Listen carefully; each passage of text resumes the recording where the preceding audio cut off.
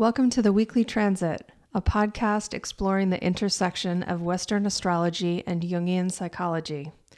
Astrology is a language that communicates how the planets and stars influence life on Earth, while psychology helps us navigate both conscious and unconscious experiences. Together, these tools offer the potential for self-understanding, growth, and transformation.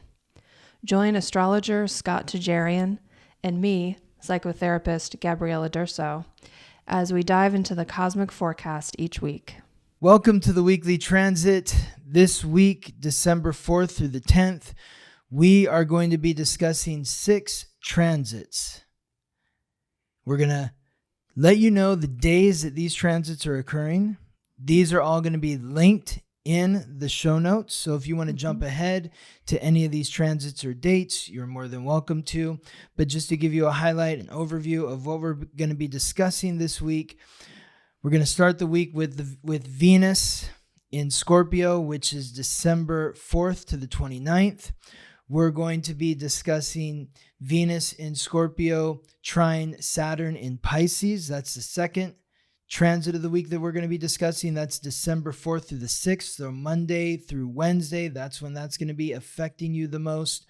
We're also going to be discussing the third transit, Neptune Direct in Pisces, which happens Wednesday, December 6th. We're going to be discussing the fourth transit, the Sun in Sagittarius Trine Chiron Retrograde in Aries. That is December 6th through the 8th, Wednesday through Friday.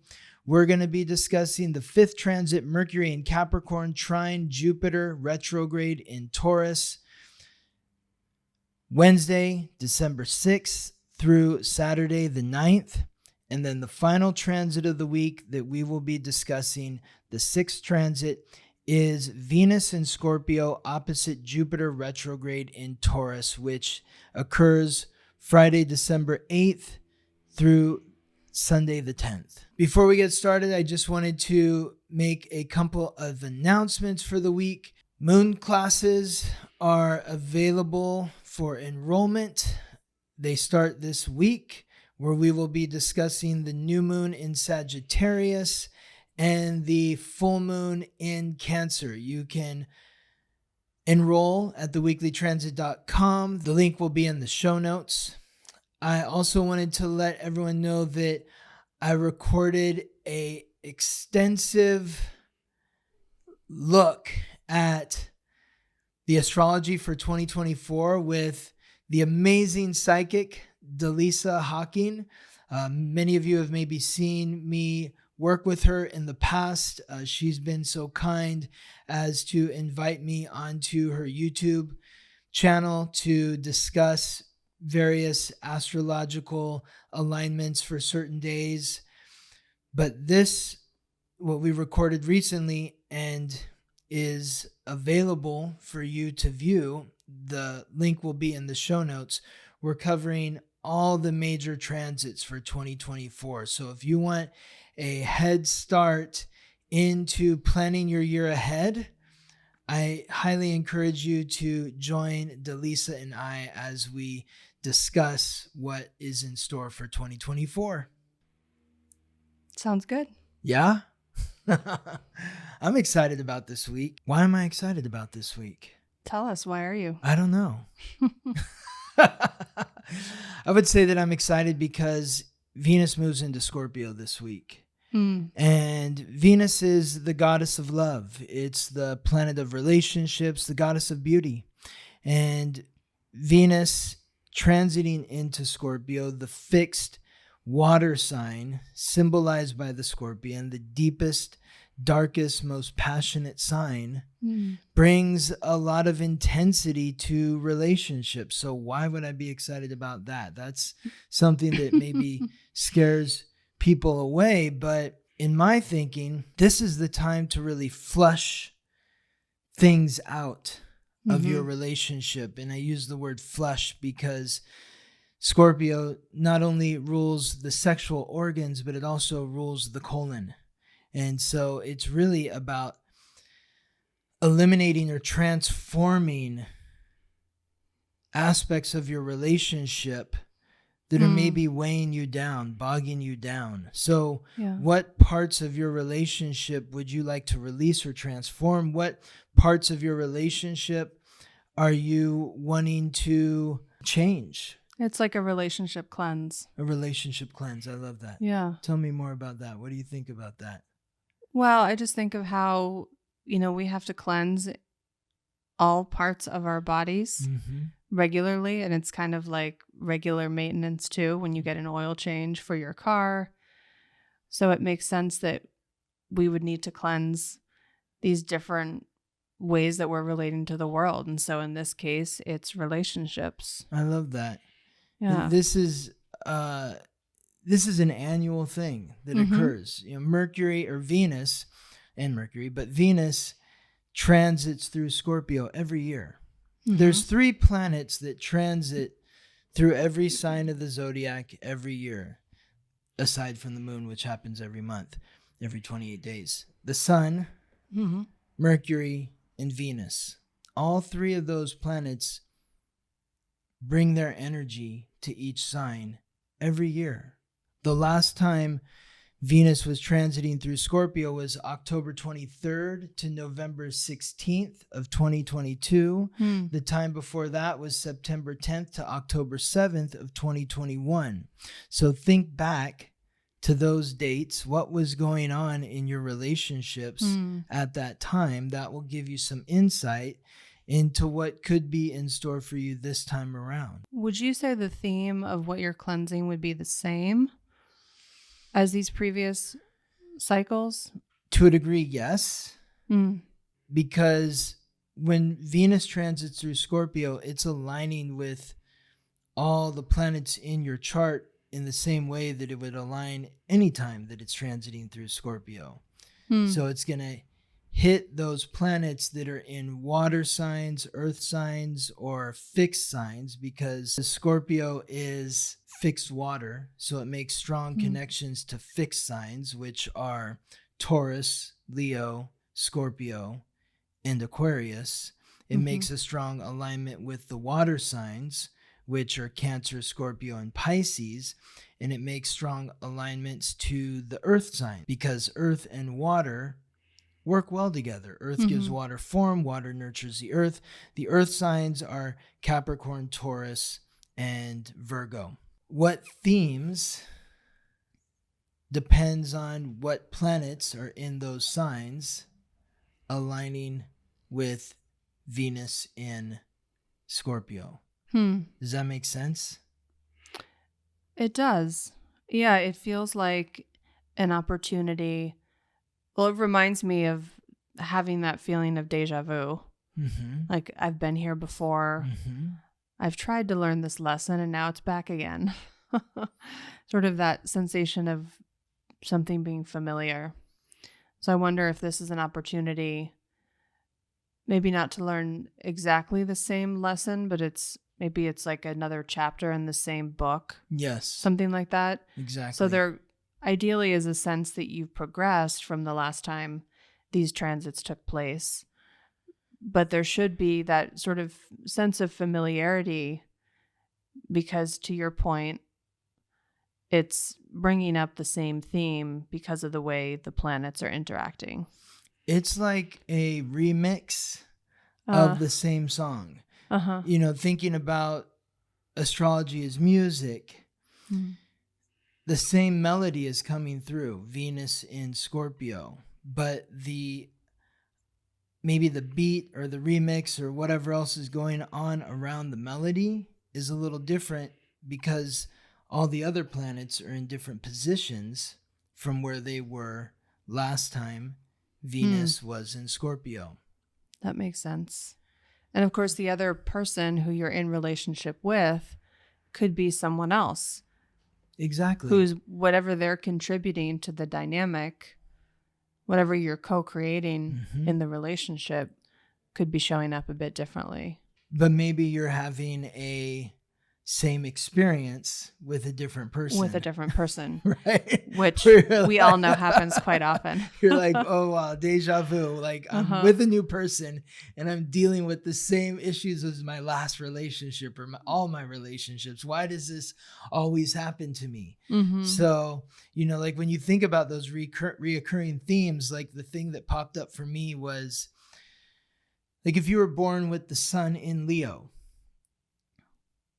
then every time Venus is in Scorpio, it's going to square your sun in Leo. And a square is a challenging aspect.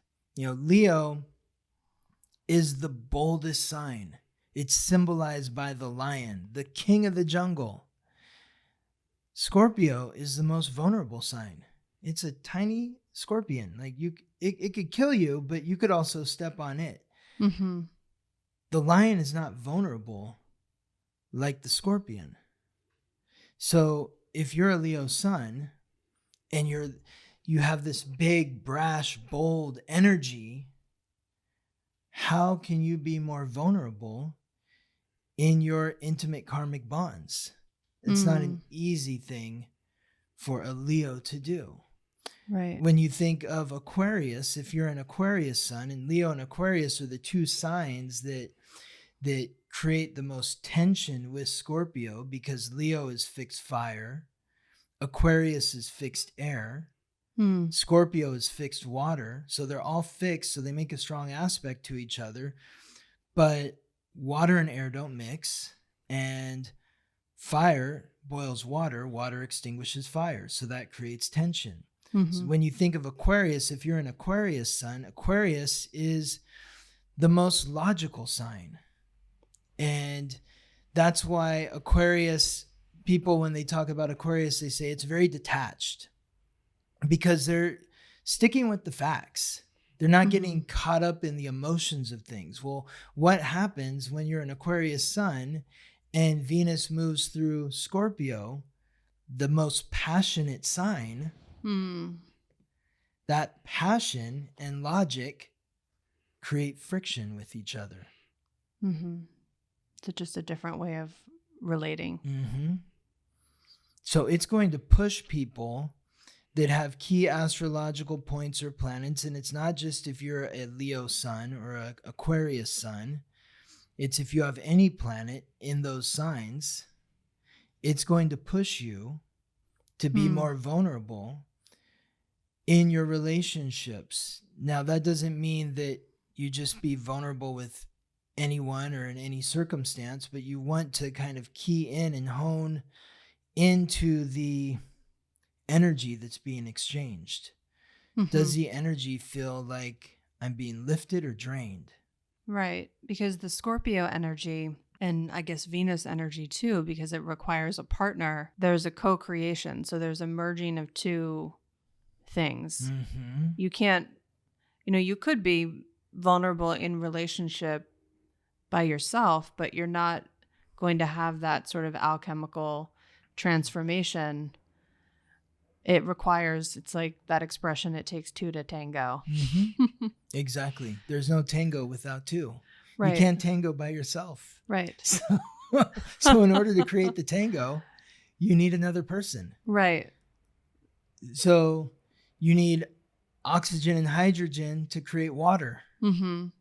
So you're encouraging everyone to think about who you're merging with. Like, who are you doing the tango with? Do you really want to be connected with them? And then what do you need to cleanse in order to have a deeper connection that feels safe or feels good, pure, feels like you're being energized and lifted, that you're being elevated in some way, you feel stronger. There's something about being vulnerable with someone and still being loved and accepted. It strengthens you.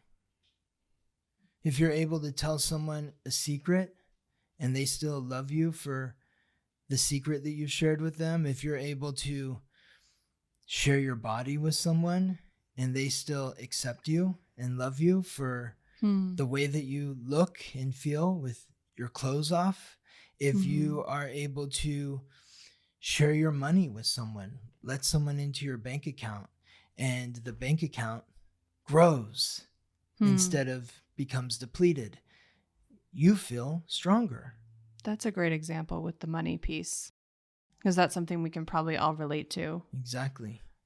I also think in terms of the sexual energy, that intimacy in general is very much like the sexual energy, or part of why it's such a vulnerable experience to engage in sex with someone is because they're taking on your energy and you're actually taking on theirs. Yes. There's like this cycle. I think of it a little bit of like the infinity sign, where your energy is flowing into them and theirs is flowing into you.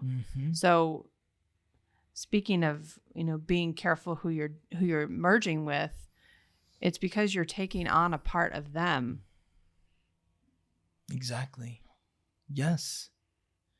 Yes. That's a beautiful point that you make. It's so important to recognize who you are exchanging energy with, because they are going to transform you. Absolutely. And you're going to transform them.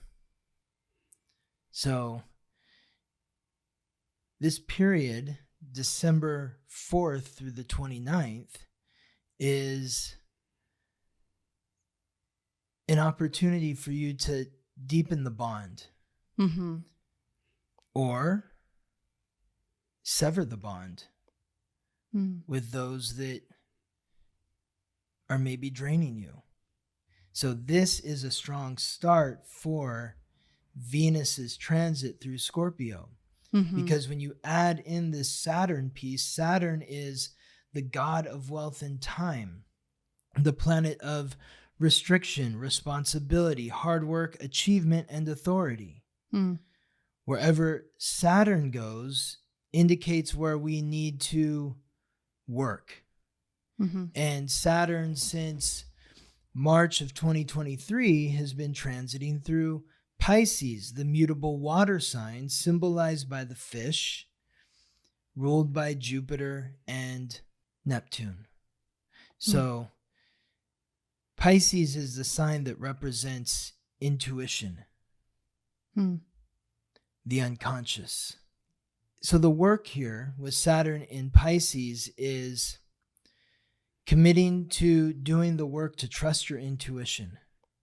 And then when you trust your intuition and things don't go the way that you thought or hoped they would, to show yourself compassion, to be empathetic to others who were involved, and to ultimately have faith that everything that you are experiencing in this moment is for your highest good.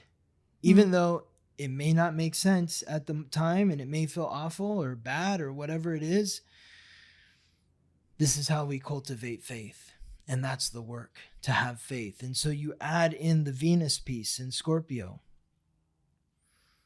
and it's committing to doing the work required to trust your intuition in terms of what you're receiving and giving in your partnerships. Like if your intuition says, I want to bond with this person because I feel so good when I'm around them. Wonderful, amazing. But what is the work that is required to maintain that exchange in the bond? Well, I'm thinking about how intuition is really about your relationship with yourself, which we talked a little bit about last week with the third eye chakra. Tell me more about that. Well, and I'm noticing how this transit could be highlighting both your relationship with others and also your relationship with yourself, which is often a mirror, which we've talked about. The inner reflects the outer. So it feels like a chance really to do the work holistically in that sense. where you have an opportunity to look at your relationship with yourself, the way your inner communication, your intuition, you're experiencing that, and bringing compassion. And also a word that's coming up for me is forgiveness, forgiving yourself. Yes. So if you're forgiving yourself and you're showing yourself compassion, then your intuition is going to be stronger. I imagine so. And if your intuition is stronger, then the bonds that you're sharing or the energy that you're sharing with other people will feel cleaner or more cleansed or purer, or you feel lifted. I think that the clearer we are with ourselves, the clearer we are in our relationship with others. So the Saturn in Pisces energy is maybe supporting us in gaining that unconscious mental clarity within ourselves. And through that, we are able to create a healthier dynamic in our deepest, most intimate bonds. We're able to have the clarity, I guess, of what it is we need to cleanse to bring it back to that sort of ritual of cleansing. Yes. So I think it'd be important for anyone who's listening out there to ask yourself, who are the people that I'm bonded to? Who are the people that I'm intimate with? How do I feel within this energetic exchange? Do I feel lifted? Do I feel drained? Is my bank account growing? Is it being depleted? You know, I've allowed someone into my bank account. We're sharing a bank account. Is it growing? Is it shrinking? Well, I think that's a great parallel. I love that you're bringing in the money piece, because that's so tangible. Everyone understands the balance goes up, the balance goes down. But I think what we're less comfortable with is this idea of an energetic bank account. And that's where this Pisces part comes in, where all the time in relationships, we have the opportunity to be, we have the possibility that we have defenses coming up that are suppressing the way that we are actually relating to another person.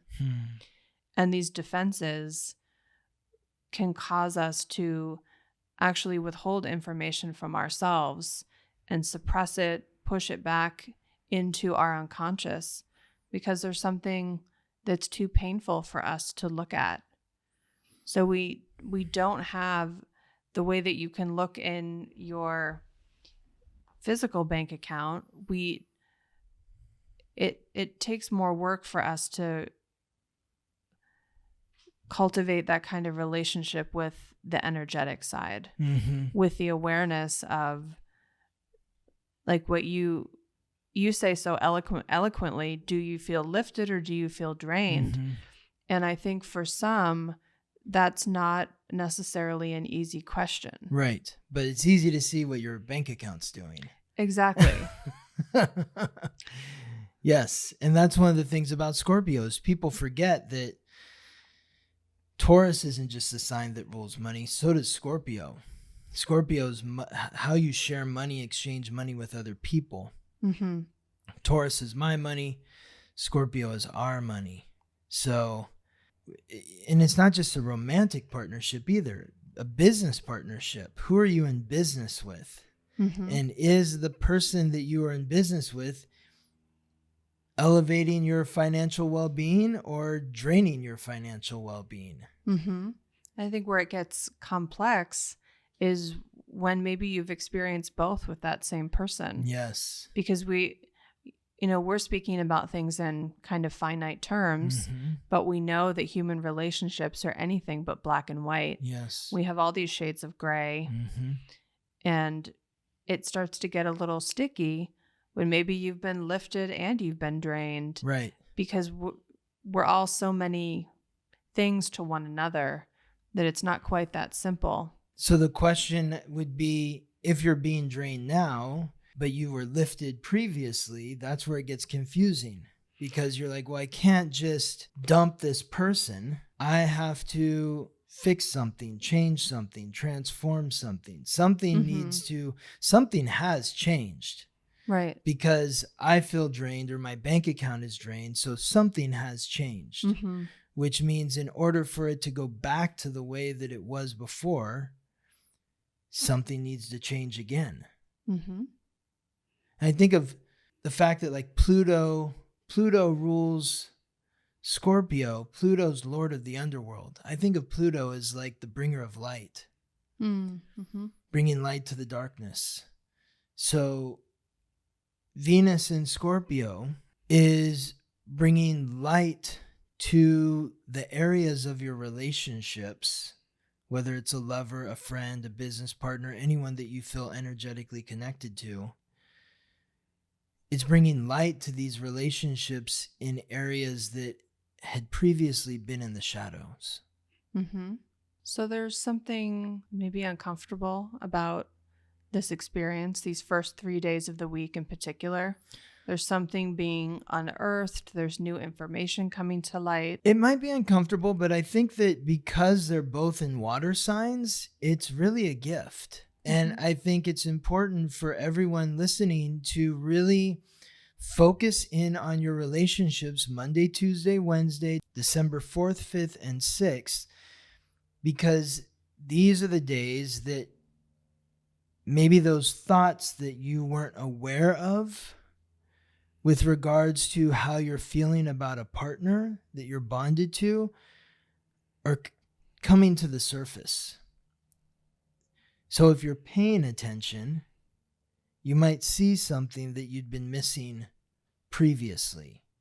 So there's a real sort of window of opportunity here. It's a window of opportunity to recognize what's been going on beneath the surface of your relationships and to really commit to what you are willing to hold yourself accountable for in your bonds.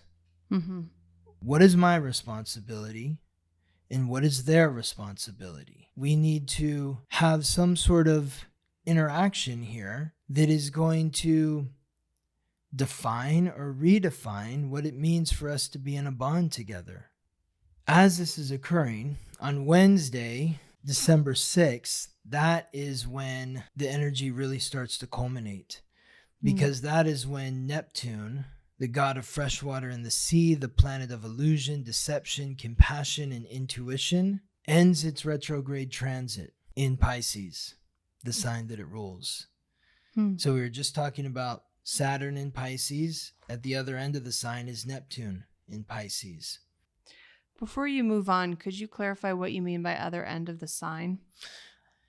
So there's 30 degrees in every sign. It starts at 0. It ends at 29.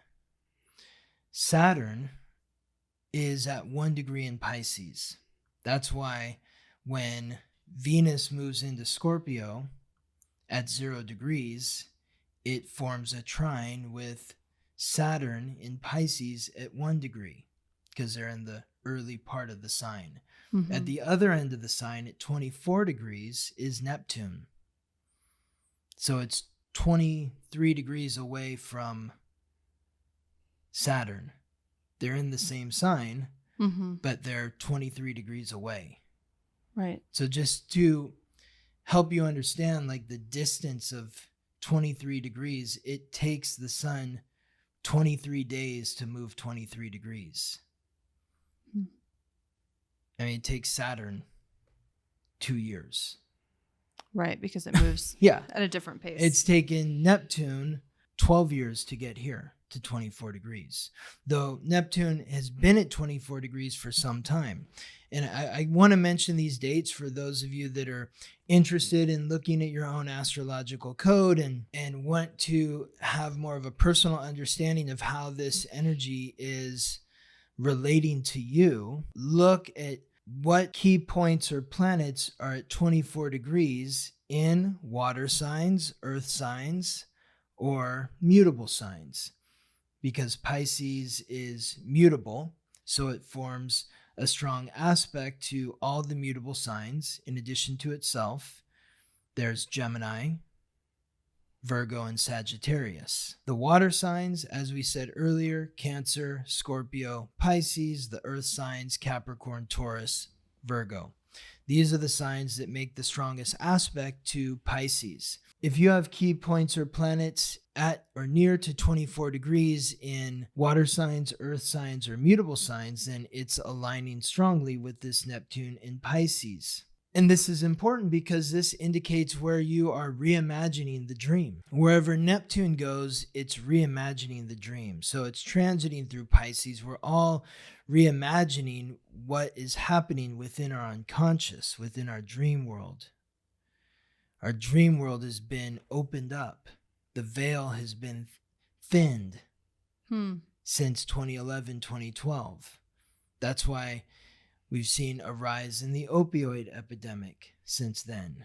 An insane amount of Marvel superhero movies or Star Wars movies. Video games more prominent. Cannabis being legalized. All of this, these are all elements that represent the unconscious realm. Escapism. That's what Pisces is about. Netflix and chill, binge watching. These are phrases that didn't exist before 2012. Well, and the paradox is that you can't escape yourself. You can't. You can't escape your unconscious. Because Neptune's a slower moving planet, Neptune has been at the same degree that it's at today, which is, we're talking about December 6th, Wednesday. It was at this exact same degree and foot, 24 degrees and 53 feet. There's 60 feet in every degree. Neptune was at this exact same place on May 14th of 2022, August 13th of 2022, March 13th of this year, 2023, November 27th of 2023. Neptune has been at 24 degrees, just like the whole degree, all the feet, because there's 60 feet in a degree. From April 13th to May 18th of 2022, August 8th to September 17th of 2022, February 13th to March 12th of 2023, and November 16th to December 25th of this year, 2023. So if you're someone who has a key point or planet at 24 degrees and in water sign, earth sign, or mutable sign, these are the dates that this energy has been most strongly felt towards you. An example of that is like if Venus, let's say if you were born with Venus at 24 degrees in Gemini, then all those dates that I listed are periods where you are maybe being pushed in a very uncomfortable way to reimagine what relationships mean to you, what partnership means to you, and how to communicate your inner world, your inner thoughts in your relationships. The Neptune transits are especially interesting to me. Tell me why. In terms of our evolution as human beings and the energy of the planet itself, planet Earth, and how we're evolving. I think of all of these transits as moving us towards greater awareness, greater healing, new ways of relating to one another. Each new cycle, as you mentioned, this cleansing, clearing quality. But the Neptune energy in particular, I think from a Jungian or depth lens in particular, is helping us achieve a greater sense of wholeness. And wholeness is essentially the process of making what is unconscious conscious. So what you are aware of becomes greater. So it's interesting to think about how what you are aware of becomes greater. Yes. Yeah, okay. So when you start to become aware of your dreams or your fantasies, or the shadow elements that live within your unconscious, you're becoming aware of parts of yourself that you were not aware of before. So your awareness becomes greater. And that is what wholeness is around its growth around what you're aware of in simple terms. And when you're saying aware of, though, it's like becoming aware of your unconscious, becoming aware of the inner thoughts that exist within you that maybe you weren't aware of until you had a dream. And then you realize that maybe there is something that you're feeling that you didn't realize you were feeling before. Yes. And also, I mean, I think so much of this depends on where you are in your personal journey, but also your unique astrological code as to whether or not diving into your unconscious is something that you're really here to do on a deeper level. I think that some of us are. Certainly people who are drawn to Jungian psychology, people who are drawn to astrology, I would say are here to do that deeper work. But there are people on this planet who that's not what they're here for, per se. But one example maybe to highlight, I think, what wholeness means to use an example would be like thinking of a house. You have all these rooms in your house where the light shines, where the sun comes in through the window. So right now we're in our living room. We are aware of what's in our living room. This is our conscious mind. We can see it. We can look around and name the objects in the room. And we're in the room when we're awake. But we also have a garage, we have closets where the door is closed and there's no light of day. So the concept of wholeness is recognizing that the contents of what's in the closet affects the whole house, even though you can't see it. It's affecting the house. Which, when you think about it in those terms, it makes sense. Oh, it's in the house. In this analogy, the house would be your psyche. The living room, we said, is your conscious mind, or any room, where there's the light of day. And then these parts of the house that are, maybe it's that like trap door that leads to the attic, or like in our house, we have all these there's like that little trapdoor to the basement and the closet. That is all symbolic of our unconscious stuff that's affecting us. Another way I think of it too is, for those of us who have smartphones, you have the app that's running in the background, draining your battery, affecting your ability to use your phone, but you're not necessarily conscious of it because you're not actively using that application, for example. Great analogies. So wholeness, is increasing your awareness of what it is that is contributing to your human experience. What's in the closet? Yeah. So the psyche is the house, the conscious is the living room or the room with the lights, and the unconscious is the attic, the basement, the closets. Exactly. Yeah. And that's why doing dream work is so important, because doing dream work is like energetically spending time in those closets, spending time in the rooms where there's no light. But when you're dreaming, you're asleep. So you're literally unconscious yourself when you're asleep. Well, and this Neptune transiting through Pisces is bringing a greater sensitivity to our unconscious. It's making us more aware of not only our unconscious, but like the collective unconscious, I think. Absolutely. And that's a great point. We have our individual unconscious, which would be what's in our personal closets, but we also have collective unconscious material, which I would say there's some overlap there, certainly. But what's in the collective unconscious is heavy. There's heavy stuff in there. Mm-hmm. I mean, that's where you can end up with unconscious bias towards, that could show up as racism, where you feel an unconscious bias towards someone or something or a group of people, and you don't have personal experience with it. You're like, why do I feel like I don't like them? Or like, what is that? That's the influence of the collective unconscious that's influencing your individual unconscious. Would you say that because of the influence of the collective unconscious is one of the reasons why people would want to be escaping so much?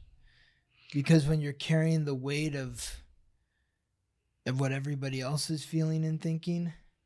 Absolutely. It's like your neighbors showing up and being like, can I store a bunch of my garbage in your closet? Could you make some room in there? Totally. And you're like, no. Oh my God. I'm full of my own stuff here. Mm-hmm. But the collective unconscious is influencing you in the sense where you can't say no. Mm-hmm. It's sort of it's like the nutrients in the soil, or it's like the minerals in the water. Like it is affecting you. You can't say yes or no. You can't say yes or no, but that's also why you want to escape, because it's like I can't say no to the neighbor bringing all their junk and stuffing it in my closet. Mm-hmm. So I'm just going to look the other way and watch a Marvel movie. Exactly. How do I ignore that this is happening? Yeah. Yes. But alternatively, it's kind of interesting to think about how allowing yourself the opportunity to escape, mm-hmm. Through music, through movies. Because it's important to do that sometimes, right? It's important to give yourself a break. And even through the use of some substances in a healthy way, plant medicines or other herbs, or, and even how, engaging in that escapism in ways that are intentional can bring rewards. Mm-hmm. So an example of that could be engaging with plant medicine, where you're choosing to escape for the purpose of bringing back some sort of information that you're wanting to integrate. And you could listen to a beautiful piece of music or watch a fantasy film, and you can escape in the sense where it's numbing you out and it's putting you in sort of a freeze state, which I would say is less beneficial. Or you could be engaging with escapism contents, and material in a way that's actually inspiring you to bring more of those qualities into your consciousness, like into your waking life. Like, oh, I'm so inspired by this piece of music. I realize I want to learn how to play an instrument. Right. Wow. So it's all about how, as you love to say, it's all about how you're working with the energy.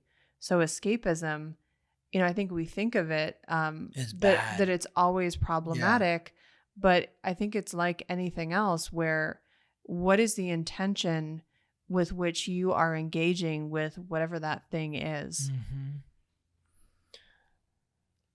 I feel like for me, music, like I listen to like some certain classical music or even like deep house music, like certain songs, like, and I've got my headphones on, I find myself just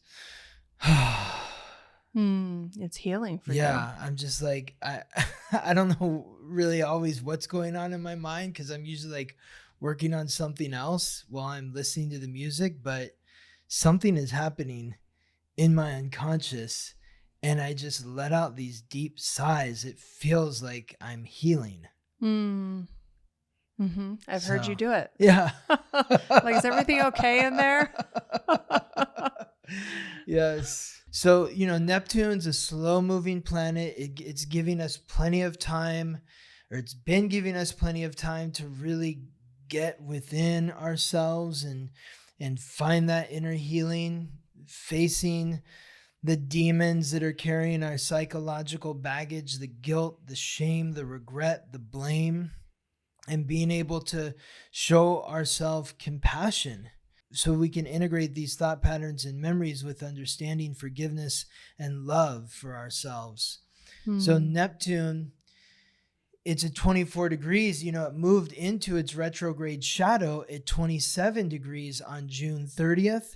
It doesn't move out of its retrograde shadow until March 26th of 2024. So on March 26th, 2024, Neptune will be at the exact same degree and foot that it was at on June 30th of 2023. This is this like wide swath of like 24, 25, 26, 27 degrees in your chart, in water, earth, or mutable signs that Neptune is facilitating healing. So this is starting on, you said Wednesday, and going all the way into March. From Wednesday until March, Neptune is crossing over the same territory that it was at from June 30th to December 6th. So from June 30th to December 6th, Neptune scrolled back from 27 to 24. From December 6th to March 26th of next year, Neptune moves forward from 24 to 27. So it's very thorough in combing over these areas. And I think like we said on an earlier episode, it's like these things tend to happen in threes. And it's like the first time it's, oh my God, what is happening? The second time is like, oh, okay, this is happening. The third time is, I know what to do. I've been through it. And now I'm ready to move beyond this lesson. Should we move on to the fourth transit of the week? Yes, remind us. The fourth transit for the week that we're discussing is occurring concurrently with this Neptune energy. It happens on the same day. It begins on the same day as Neptune moving direct in Pisces. And that's the Sun in Sagittarius forming a trine, which is a supportive aspect, with Chiron retrograde in Aries. The Sun is the giver of light, life, and vitality. Sagittarius is the mutable fire sign symbolized by the archer, representing adventure, exploration, freedom, spirituality, higher learning, travel.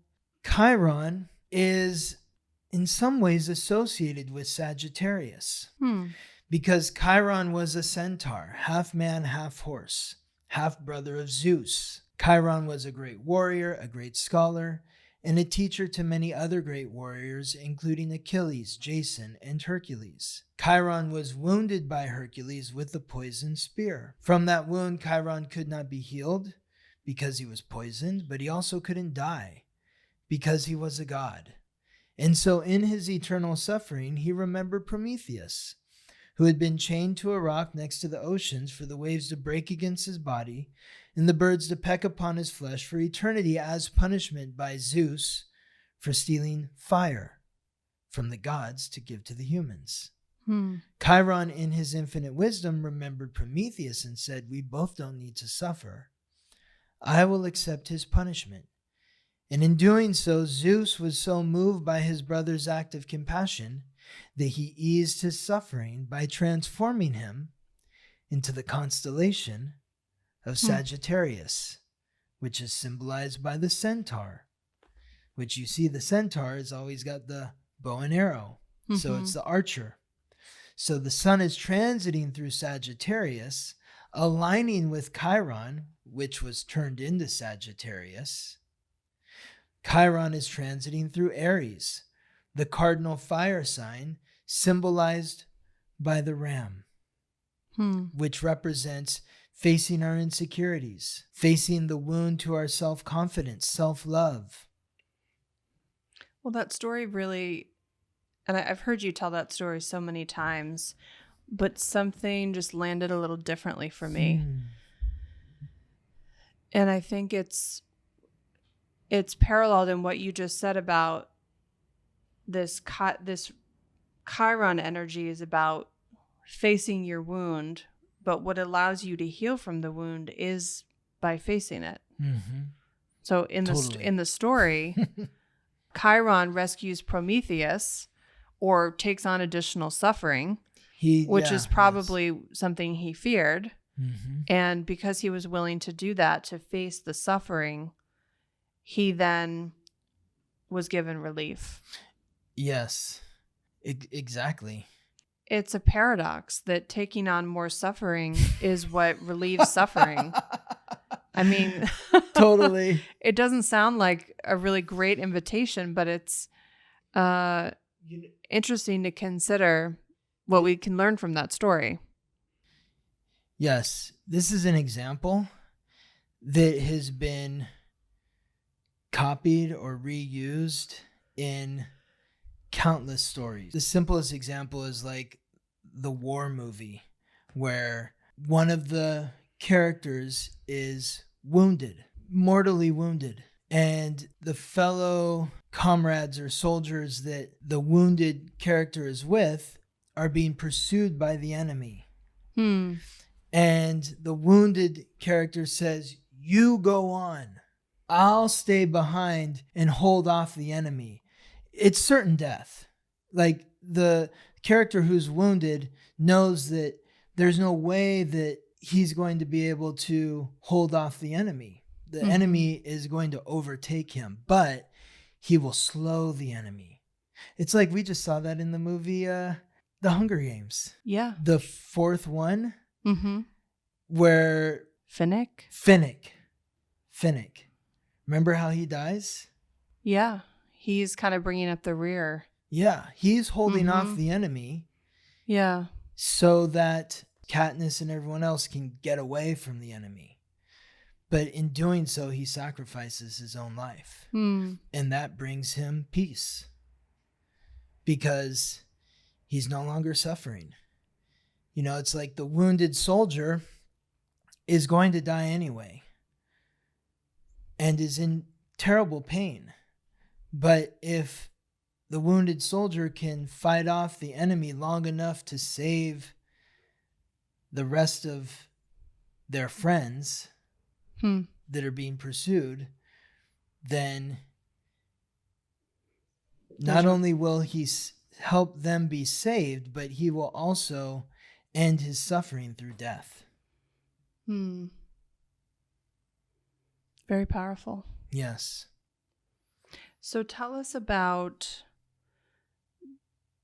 how is this Sagittarius energy relating with Aries? They're both fire signs. Aries is cardinal fire, Sagittarius mutable fire. Aries initiates the fire, Sagittarius spreads the fire. Aries is about authenticity. Sagittarius is about honesty. When I think of Aries being the spark, it starts the fire. The archer takes the fire on the arrow, pulls back, and spreads the fire towards the enemy. So maybe a more positive way to look at it is like spreading the truth. So Chiron and Aries, if you're able to face your fears, acknowledge your insecurities, like you were saying, in order to heal the wound, you have to face the wound. If you have a cut on your leg and you need to put some hydrogen peroxide on it, you're going to be looking at it in order to know where to put the medicine, right? Right. So it's about facing and acknowledging the insecurities, the fears, running towards your fears rather than away from them, so that you have the courage to be authentic. That's Aries. When you have the courage to be authentic, now you have the ability to be honest, to be truthful, to truly connect to a higher power, to spirit.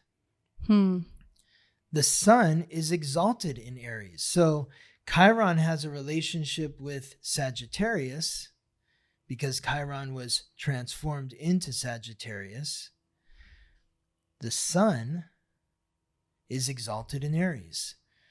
So not only are we working with two fire signs that are very expressive, energetic, extroverted, But the two planets, the two pieces that we're talking about, have a relationship with either sign that empowers them. So there is so much energy here when you have what we talked about in the beginning of the week with Venus in Scorpio and Saturn in Pisces, and then Neptune in Pisces, working with the unconscious and having the courage to bond and be intimate and be vulnerable. In order to do that, you need to face your fears and insecurities. And in facing your fears and insecurities, be truthful and honest and direct about who you are and what you want from the ones that you're bonded to. So you said this will start Wednesday? Yes. It begins Wednesday and it continues most strongly Wednesday, Thursday, Friday. Okay. So there's sort of this deep dive energy, like this watery invitation, the first part of the week. Mm-hmm. And then it shifts into this fiery transmission around, courage and truth-telling. Exactly. So then also on Wednesday, we have Mercury in Capricorn Trine Jupiter Retrograde in Taurus at 6 degrees. Mm-hmm. And that will be most strongly felt Wednesday, Thursday, Friday, and Saturday. Yes. So this is happening at the same time concurrently with this Sun in Sagittarius, Chiron in Aries, is Mercury in Capricorn forming another trine. So there's a trine happening between the Sun in Sagittarius and Chiron in Aries, which is a supportive aspect. It's fire and fire. This one is an earth and earth connection with the planetary ruler of Sagittarius, Jupiter, transiting through Taurus, the fixed earth sign symbolized by the bull, and Mercury, the messenger of the gods, guide of souls to the underworld, the planet of consciousness, communication, and coordination in the cardinal earth sign, symbolized by the goat, Capricorn. So what would you say this is? I guess this earth energy is, what would you say it's bringing us in terms of the work that we're being asked to do this week? What it's bringing us is the ground. The first part of the week, we've talked about 3 planets in 2 water signs and 2 planets in 2 fire signs. This is 2 planets in 2 earth signs. So this is the energy that is solidifying our foundation, bringing us down from the ether and into reality. But it's happening at the same time that we're being asked to express ourselves. So it's almost, I guess, it's providing the literal ground to stand on. Like when you build a campfire, you need to build it on the earth. So I guess that's how to make sense of maybe why they're happening at the same time. Yes. Fire isn't an idea, but fire only burns when it has something to burn. Burn up. Yeah, exactly. Right. So think of Mercury, the messenger, the planet of communication in Capricorn. Cardinal Earth. Cardinal is to initiate. Earth is practicality. The goat wants to ascend from the valley to the top of the mountain. Capricorn is ruled by Saturn, the planet that we talked about earlier in the week, which is transiting through Pisces. Saturn is authority, responsibility, accountability. If you're going to be confident, if you're going to be authentic, what is the practicality behind that? What is it that you are an authority in? Where are you an authority in your life? It could be as simple as, I'm an authority of Scott Tejerian. I know who Scott Tejerian is, so I'm going to speak from my perspective, my knowledge. I was thinking too, it's giving you authority over relating to your wound. That you have that experience. That no one else can see your wound. Yes. this or experience it the same way that you do. Mm-hmm. So in order to face it, you have to recognize the authority that you have to do that. Yes. Yes. Absolutely. Mm-hmm. So being able to speak from that position of authority in terms of who you are, what it is you want, what you want to achieve, where you've come from, what you've experienced. The connection to Jupiter, Taurus is fixed. That's creating stability. Earth, which is that practicality. Taurus is ruled by Venus, one of the planets that we talked about earlier in the week. So you see how they all kind of connect together? We were talking about Venus and Saturn earlier in the week, and now we're talking about the two signs that they rule. Mm-hmm. We're talking about Jupiter, which is the planetary ruler of Pisces, a sign that we talked about earlier in the week. It's also the planetary ruler of Sagittarius. So Jupiter brings that sense of optimism, but also extravagance.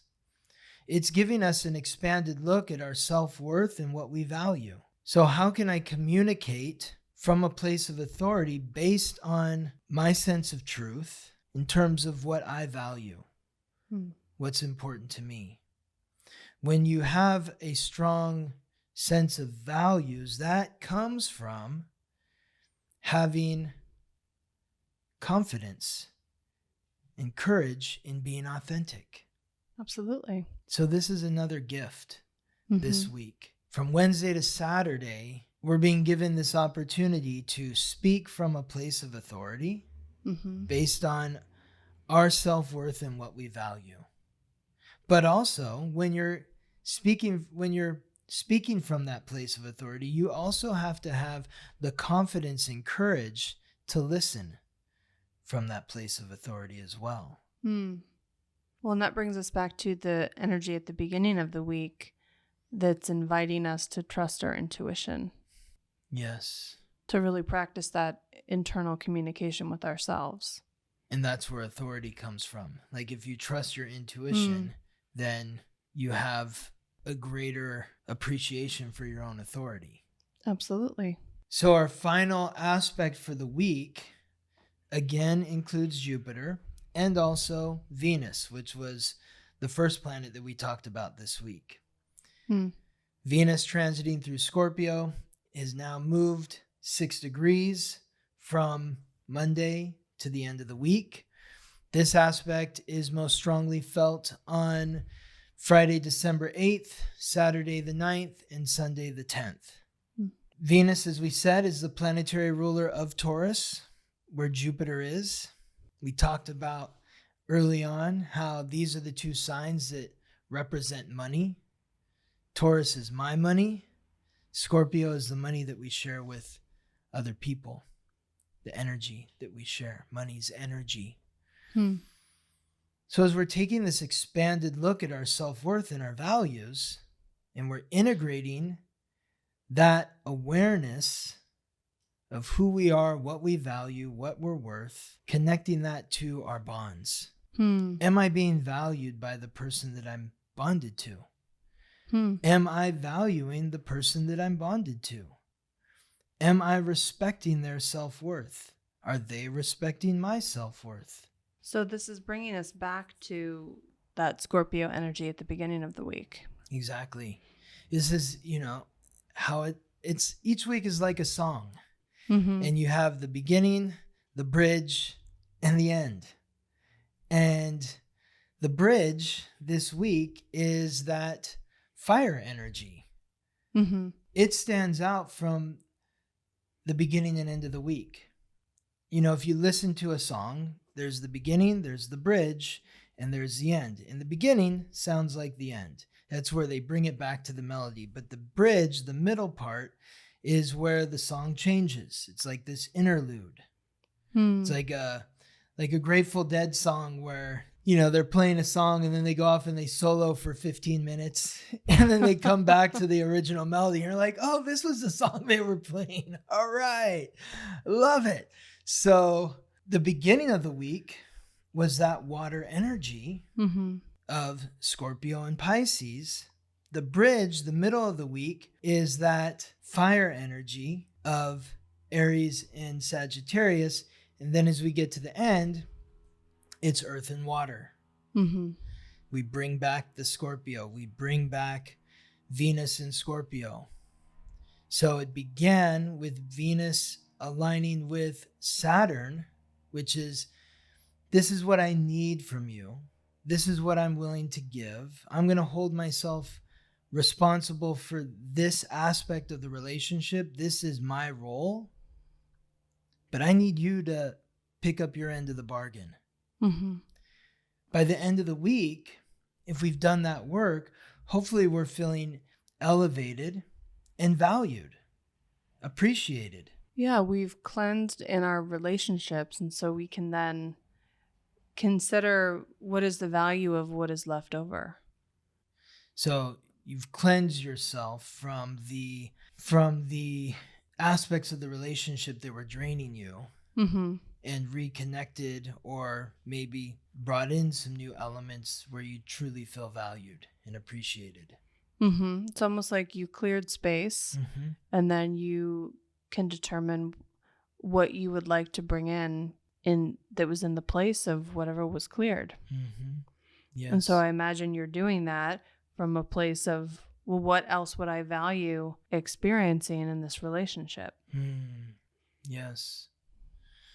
Okay. So that's the week. Let's move on to questions. Okay. Great. Shalia Andres asks, how should I work with the energy when the North Node is in Aries, but my natal North Node is in Libra in the 5th house, and my South Node in Aries in the 11th house? The 5th house energy, where the South Node is that queen energy. So Shalia was a queen in her past life, I like to say. A very charming queen, somebody who is very focused on relationships, very focused on the king. In this life, though, she needs to focus on herself. She needs to focus on herself within the group construct, because that's the 11th house. The 11th house is associated with the 11th sign, which is Aquarius. This is the house of friendship. Shalia, I would ask you, how can you be more courageous in your community? Are you authentic within your community? Are you a leader within your community? And a community could be any group construct. It's a social network, a social cause, something that you're involved in where you are contributing something that is unique to you, but it's benefiting the group. Mm-hmm. But also yourself. Like, you're getting something out of it too. So you also want to ask yourself, like, what am I getting out of engagement in this group, in this community? Absolutely. And when I think too, what's interesting, I don't know if I heard this from you or who said this, but I've heard this perspective that the community is made up of individuals. And I think this is an interesting kind of a higher consciousness way of thinking of community, because the shadow side of community is where everyone has to be alike to be a part of the community. And the higher expression is, no, actually, the more individualized every person is, the better the community. Exactly. The more interesting, the more dynamic, the more diverse. You know, everyone is bringing their own unique piece. Mm-hmm. Or I've heard you use this example before of a potluck, mm-hmm. where everyone is bringing a different dish. If everyone shows up to the potluck with green beans, yikes! It's not going to be that interesting. No. Right. So I think Shalia might have the experience of using that potluck analogy, really wanting to bring a dish that everyone else is going to enjoy. And what is it that the group, would enjoy? And to reframe that with this Aries energy, Aries North Node in the 11th house, the group is going to enjoy what you enjoy. Yes.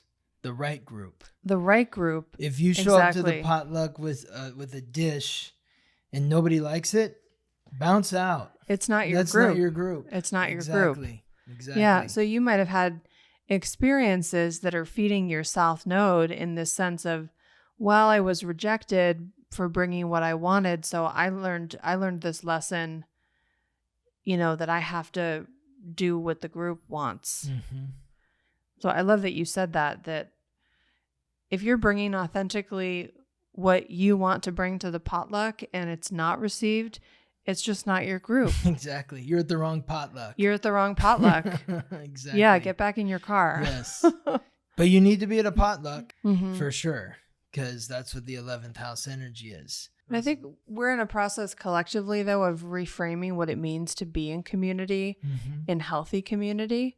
And so Shalia is really, I think, one of the leaders in helping us understand that and helping to spread that message, helping to spread that awareness. Yes. Thanks, Shalia. Thank you. Our next question, Manuel asks, how much of an impact does Chiron, Leo 3rd house, and North Node Sagittarius 7th house retrograde have on my chart? No planets are contained in these houses.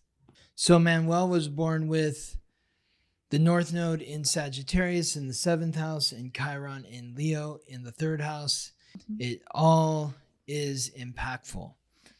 What that means for you, Manuel, is Chiron in Leo in the 3rd house means that you have a wound to your heart, and the connection of your heart to your mind, your ability to maybe communicate from your heart or ask questions from your heart, to be bold in the expression of your mind. But you also have ancient wisdom there.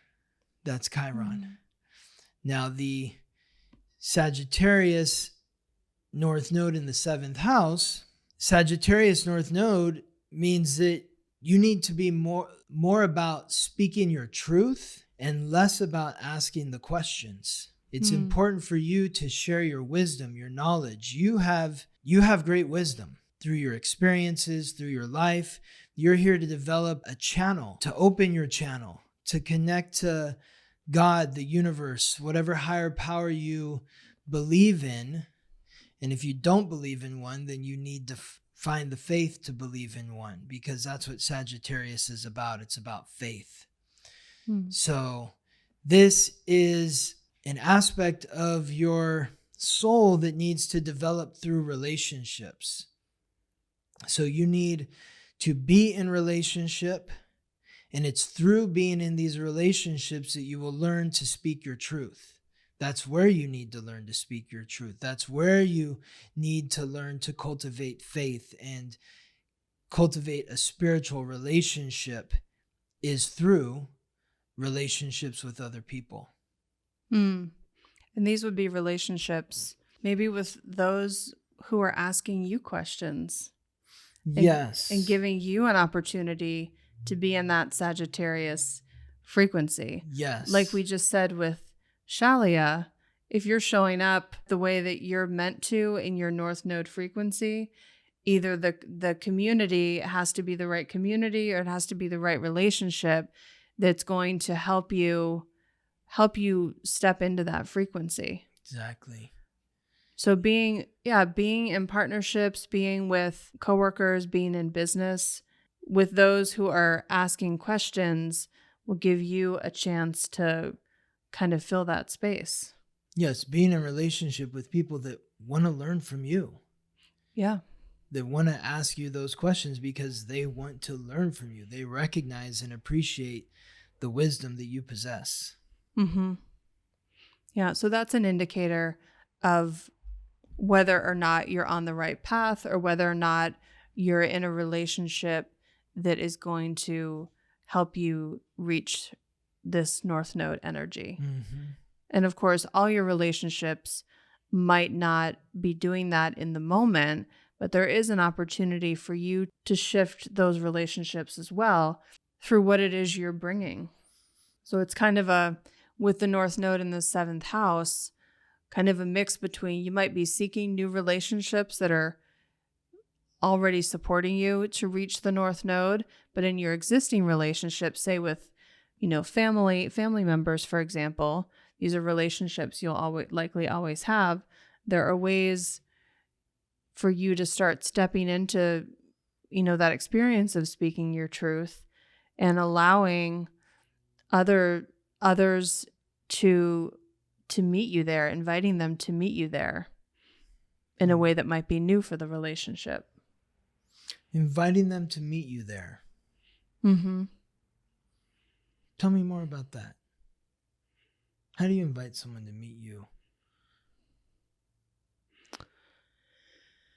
I think you quite literally invite them. Hey, this is something I'm stepping into. Uh-huh. This is a quality that I would like to cultivate within myself. I love that. And in order for me to cultivate it, I would like to invite you to engage with me. And this is what it could look like. Yes. Okay, cool. Yeah, you could, ask me more questions. I feel like I have things to share with you that would really help me evolve. I have some wisdom I'm ready to step into. And would you be willing to allow me to do that by asking me questions and helping to create some space for me to step into my power? Love it.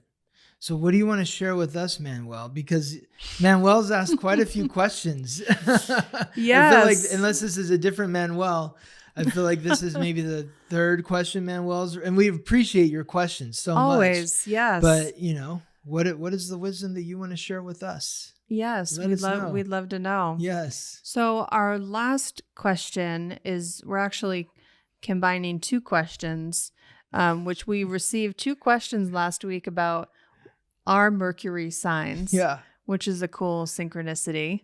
And just to say in general, I think this is something we're tuning into, is how much will Scott and I be sharing about our personal astrology and kind of what is the balance of what feels good to do, because the podcast really isn't about us. But giving some insight about us, if that's helpful and interesting to the listeners, that's something that we can consider. Yeah, so this is, I guess, an invitation into that. So 2 questions came in, one from Nasalame and the Space Bambi. Nasalame says, I'm absolutely in love with this rebirth of the podcast. Thank you so much. Thank you, Nasalame. Out of sheer curiosity, what are both of your Mercury signs? Sending all the best. And then the Space Bambi has asked us a couple specific questions about our Mercury placements. So Nasalame will be answering your question via the Space Bambi's question. The Space Bambi asks, what are each of your Mercury placements, and how do each of you interpret the other's placements in 3 words max? Okay. Are you ready? Yes. Okay.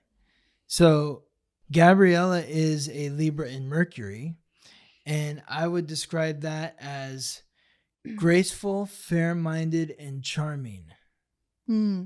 Scott has Mercury in Scorpio, and I would describe that in 3 words as intense, penetrating, and deep. Really? Yes. Okay. We're learning things about each other, Space Bambi.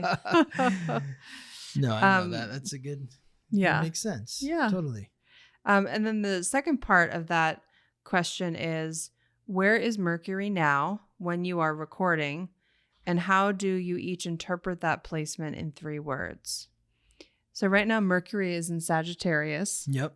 And I would describe Mercury in Sagittarius as liberated, truthful, and precise. And I would describe Mercury in Sagittarius as blunt, honest, and opinionated. So really that extroverted energy. Yes. Yep. Yeah. And then actually this is a 3-part question. This is the last part. As someone new to astrology, how can I figure out my own 3-word description of my Mercury placement? Well, you want to think about the characteristics of the sign that Mercury's in. Think of 3 key words, like we just said. I said Sagittarius is blunt, honest, opinionated. That's the energy of Sagittarius. So you add the Mercury piece and it's a blunt, honest, opinionated communicator or thinker. Because Mercury is communication, it's the mind. Gabriella described Scorpio as intense, penetrating, and deep. Intense, penetrating, and deep. So I'm an intense, penetrating, and deep thinker and communicator. Gabriella as a Libra, Mercury in Libra, is somebody who is a graceful, fair-minded, and charming communicator or thinker.